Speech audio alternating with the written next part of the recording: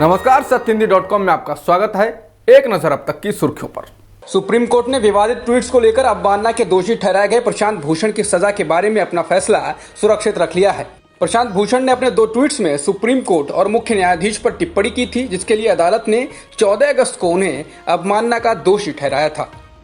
प्रशांत भूषण अवमानना मामले में अटॉर्नी जनरल के वेणुगोपाल ने कोर्ट से कहा है कि वो प्रशांत भूषण को माफ कर दें या चेतावनी देकर छोड़ भी सकते हैं। इस दौरान अटॉर्नी जनरल ने कुछ पुराने जजों के बयान याद दिलाते हुए कहा कि पहले भी कई रिटायर्ड जज न्यायपालिका में भ्रष्टाचार की बात कह चुके हैं। उन्होंने कहा कि ये बयान अदालत को अदालत में सुधार करने के लिए कह रहे हैं।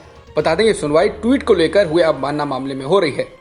अवमानना मामले में सुनवाई के दौरान जस्टिस अरुण मिश्रा ने कहा है कि चेतावनी देने की बात ही कहाँ है, जब भूषण ये मानने को तैयार ही नहीं है कि उन्होंने कुछ गलत किया है। वहीं अटॉर्नी जनरल ने प्रशांत भूषण के बयानों को रिकॉर्ड से हटाकर केस बंद करने को कहा है।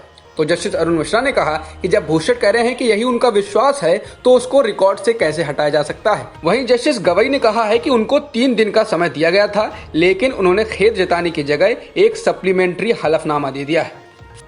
इससे पहले प्रशांत भूषण के खिलाफ 2009 अदालत की अवमानना मामले में सुनवाई हुई, जिसको टाल दिया गया है। सुप्रीम कोर्ट की नई बेंच अब इस मामले में 10 सितंबर को सुनवाई करेगी। मामले की सुनवाई कर रही जस्टिस अरुण मिश्रा की बेंच ने इसे चीफ जस्टिस ऑफ इंडिया के पास भेजा है। अब सीजीआई नई बेंच का गठन करेंगे। सुनवाई के दौरान जस्टिस अरुण मिश्रा ने कहा कि वो रिटायर हो रहे हैं। अब अगली सुनवाई करने वाली उचित बेंच ये तय करेगी कि इस मामले को बड़ी बेंच के पास भेजा जा सकता है या नहीं।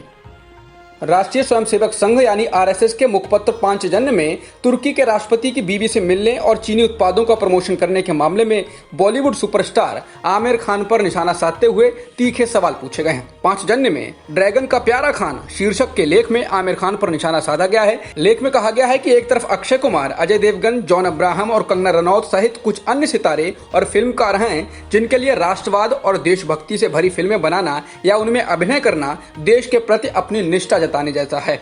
दूसरी तरफ आमिर खान जैसे अभिनेता हैं, जिन्हें भारत के दुश्मन के साथ दोस्ती बढ़ाने में कोई हर्ज नहीं दिखता। पत्रिका के संपादक ने यह भी कहा है कि हम ये भी जानना चाहते हैं कि चीन में आखिर आमिर खान दूसरे फिल्म अभिनेताओं की तुलना में ज्यादा लोकप्रिय क्यों हैं।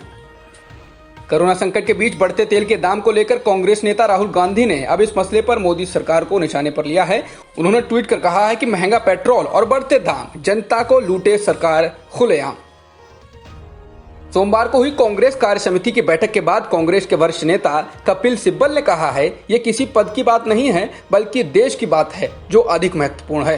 बता दें, पार्टी में सुधार को लेकर 23 नेताओं द्वारा सोनिया गांधी को लिखी गई चिट्ठी में कपिल सिब्बल भी शामिल थे। हालांकि कल 7 घंटे तक चली बैठक के बाद सोनिया गांधी को फिलहाल फिर से अंतरिम अध्यक्ष बना दिया गया है। उत्तर प्रदेश के बलिया में पत्रकार की हत्या को लेकर प्रियंका गांधी ने योगी सरकार को निशाने पर लिया है। उन्होंने ट्वीट कर कहा है कि 19 जून श्री शुभमणि त्रिपाठी की हत्या, 20 जुलाई श्री विक्रम जोशी की हत्या, 24 अगस्त श्री रतन सिंह की हत्या, पिछले 3 महीनों में 3 पत्रकारों की हत्या, 11 पत्रकारों पर खबर लिखने के चलते एफआईआर। यूपी सरकार का पत्रकारों की सुरक्षा और स्वतंत्रता को लेकर ये रवैया निंदनीय है। उत्तर प्रदेश के बलिया में रतन सिंह नाम के पत्रकार की बदमाशों ने गोली मारकर हत्या कर दी। पुलिस का कहना है ये मामला जमीन के विवाद का था और सभी को गिरफ्तार किया जा चुका है। वहीं पत्रकार के पिता का कहना है कि पुलिस कहानी में नया मोड़ दे रही है, उनका कोई जमीन विवाद था ही नहीं। आगामी बिहार विधानसभा चुनाव को लेकर जनता दल यूनाइटेड यानी जेडीयू की पहली चुनावी वर्चुअल रैली 6 सितंबर को होने वाली है। मुख्यमंत्री नीतीश कुमार की यह चुनावी virtual rally Janata Dal United live नाम के एक ऐप के जरिए होगी। अमेरिका में आगामी चुनाव से पहले भारतीयों को रिझाने की पूरी कोशिश हो रही है। डेमोक्रेटिक पार्टी द्वारा कमला हैरिस को उपराष्ट्रपति का उम्मीदवार बनाए जाने के बाद ट्रंप की पार्टी ने भी निक्की हेली को अपना स्टार स्पीकर बनाया है। इसी क्रम में निक्की हेली ने अपने भाषण में इस बात से इनकार किया कि अमेरिका में नस्ल को लेकर कोई भेदभाव होता है। उन्होंने विपक्षी पार्टी पर निशाना साधते हुए कहा कि डेमोक्रेटिक पार्टी में अमेरिका को नस्लवादी बताना एक फैशन हो गया है, लेकिन अमेरिका ऐसा नहीं है। भारत में कोरोना संक्रमितों का आंकड़ा 31,70,000 के पार हो गया है। वहीं मृतकों की संख्या 58,000 से ज्यादा हो गई है। फिलहाल एक्टिव मामले 7,07,000 से ज्यादा हैं। जॉन्स हॉपकिंस यूनिवर्सिटी के मुताबिक दुनिया में कोरोना संक्रमितों का आंकड़ा 2,36,00,000 के पार हो गया है और मृतकों की संख्या 8,13,000 के पार हो गई है। फिलहाल 1,63,00,000 से अधिक लोग ठीक भी हो चुके हैं। जॉन्स हॉपकिंस यूनिवर्सिटी के मुताबिक अमेरिका में कोरोना संक्रमितों की संख्या 57,41,000 के पार हो गई है और मृतकों की संख्या 1,57,000 से ज्यादा हो गई है।